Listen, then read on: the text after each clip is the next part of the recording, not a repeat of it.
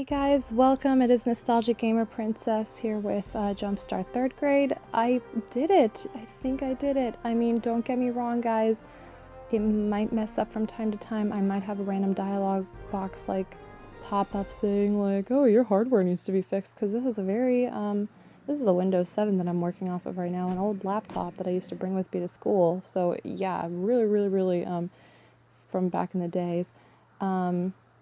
But yeah, I'm really excited. It's a much smaller window, just like 4th grade was, but I am so excited to get started. For those of you who have not had the pleasure, I guess, of knowing who I am Nostalgic Gamer Princess. I play old games with adult commentary, so there may be chances and times where I might be drunk off my ass playing this game. Another quick little thing to add in there, I curse quite a lot. I yell out random insults, and I don't care who I hurt. No, it's not true. But these are fictional characters, so most likely I will not take their feelings into consideration. Otherwise, I'm a very nice person, and I obviously don't speak with anyone in a disrespectful manner. But here, if I do call someone a bitch, a dick, or an asshole, don't I would hope that you aren't offended. It's not meant to offend any person or whoever, really. It's not aimed towards any group of people. It's just aimed at the characters who I will probably grow to hate or love. We shall see. But let's give this a go. Hopefully it'll work. Alright, let's enter 3rd grade. Well, hello. We've been waiting for you. Please sign in. We've got a busy day ahead.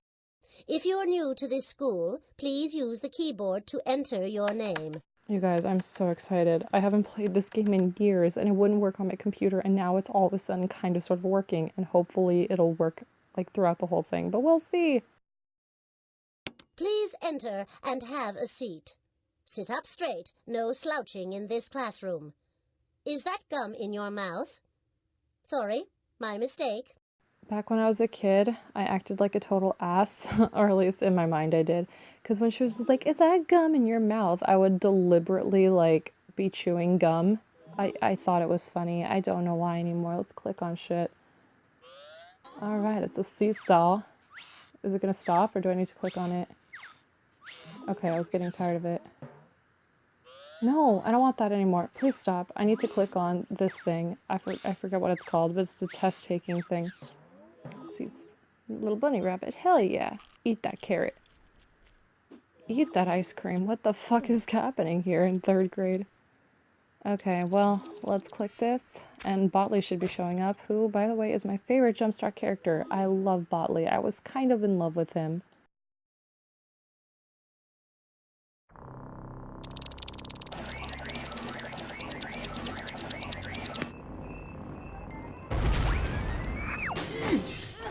This is such a trip. There he is. If Professor Sparks had meant for me to fly, he'd have given me wings. But what could I do? This mission is too important.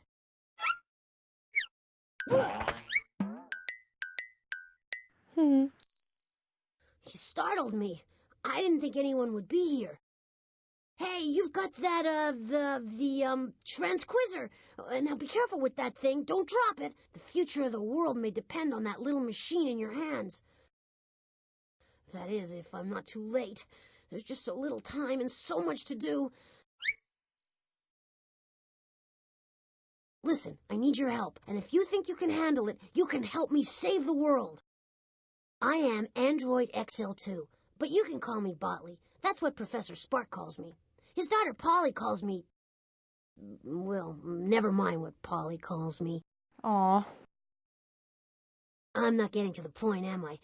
Here, let me start from the beginning. I forgot about this. This morning, Polly's father, he left for another one of his famous inventors' conventions, and he programmed me to keep an eye on Polly. I'm supposed to keep her out of trouble. With Polly, that's always tough. But today, it was impossible. After coming home from school and madder than I've ever seen her, Polly locked herself in her father's secret chamber. Now, I really shouldn't tell you this because I've been programmed for secrecy, But this being a world emergency and all, well, the professor has an honest-to-goodness time machine up there, and it really works. Not only that, but Polly sent 25 of the other androids back in time. The whole world is changing, and the changes of Polly written all over them. Cars don't exist anymore, and now everyone has to travel by pogo stick. An orangutan has just been elected president of the United States in a landslide. Oh my god, no comment. And the Statue of Liberty is now the Statue of Licorice.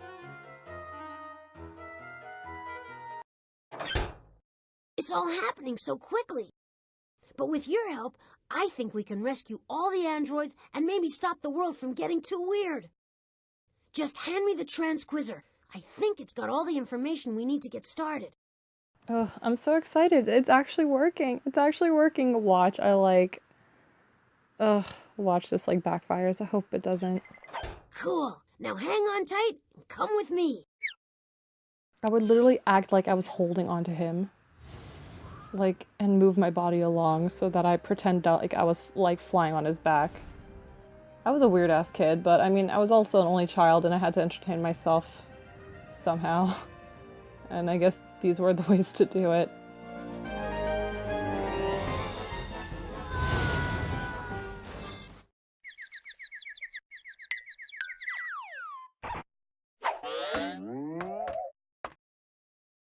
Well, this is it. Home sweet home. Polly should be inside.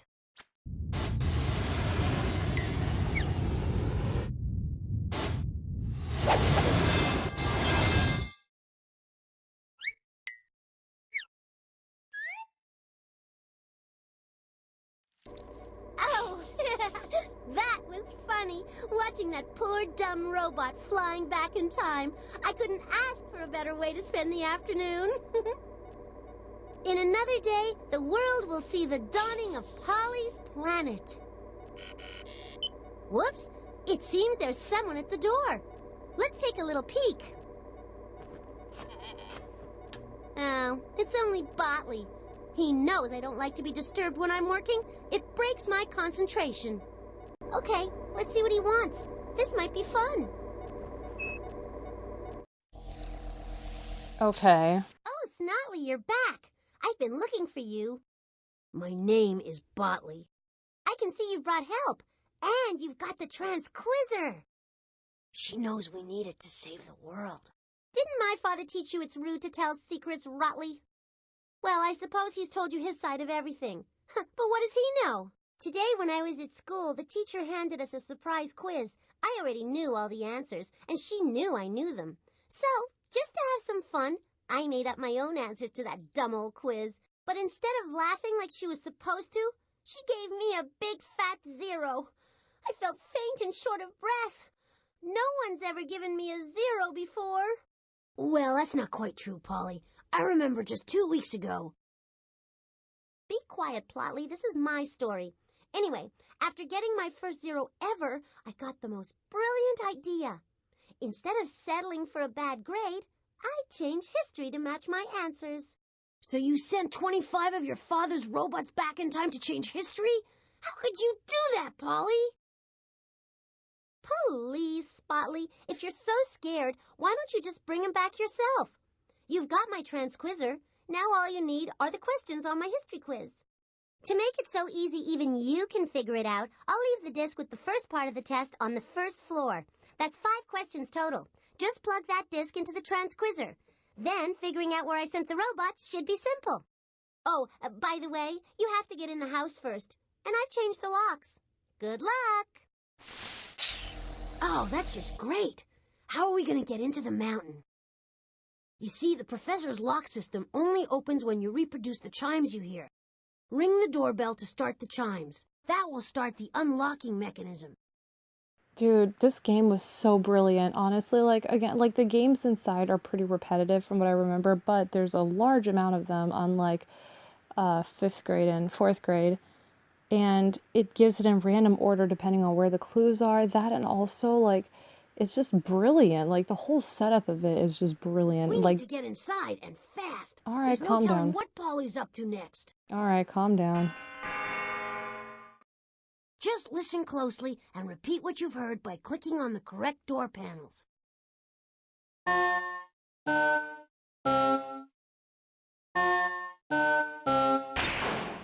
Oh, okay, cool. Nice work.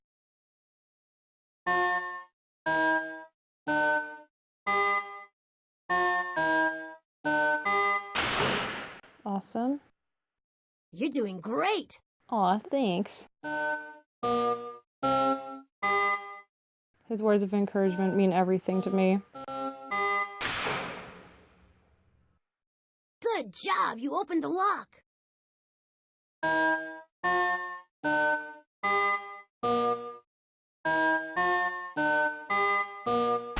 Okay, I'm getting nervous. I can't remember this much at once. Way to go.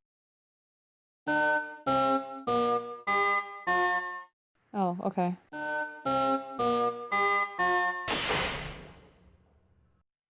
Only one more lock to go.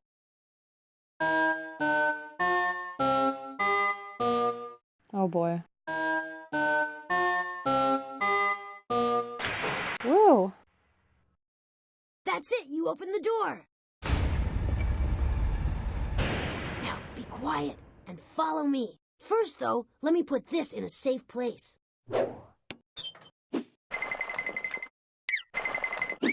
It's the utility belt that Professor Spark designed for me, and it's quite an achievement. Over there's a button that will take you out of any room in the mountain. The indicator next to it tells you how much energy is left to power the mountain. Now, if you ever need assistance, push on this button, and I'll do what I can to help. In the middle of the belt is the inventory. That's where we can store things we find in the mountain. The transquizzer, for instance.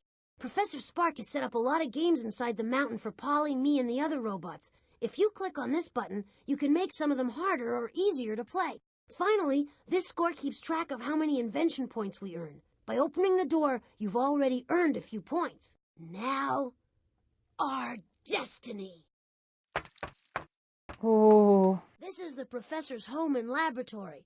It's an entirely self-sufficient environment. We don't have to leave the mountain for anything. The professor even included recreational and cultural activities so he and Polly wouldn't get bored. Over there's the kitchen, where we feature the very finest robot cuisine. Back there's the art gallery. Through that door is the music hall. When Polly takes her weekly music lesson there, the whole place clears out. Behind that door are stairs leading to the professor's jumbo electro generator. If necessary, we might have to go down there to power up. Finally, that stairway leads to the upper floors, filled with the professor's inventions. His most amazing invention, the time machine, is at the very top. Maybe later we'll have time to explore, but now we have to stop Polly from making the world too weird. To do that, we need to find that quiz disc. Hey, there it is! Pull out the transquizzer by clicking on the inventory button on the utility belt. I'm so stoked, you guys. And it gives you a choice of, like, which one you go to first.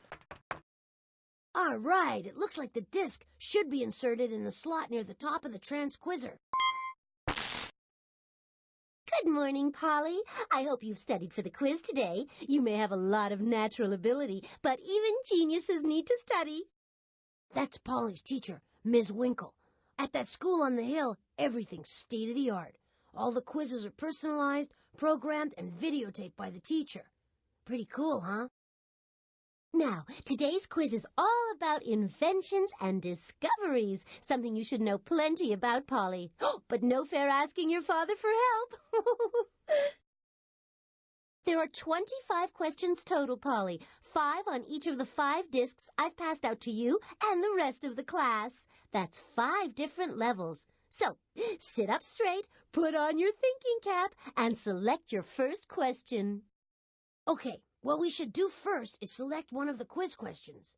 Just click on any one of the 5 buttons near the bottom of the transquizzer.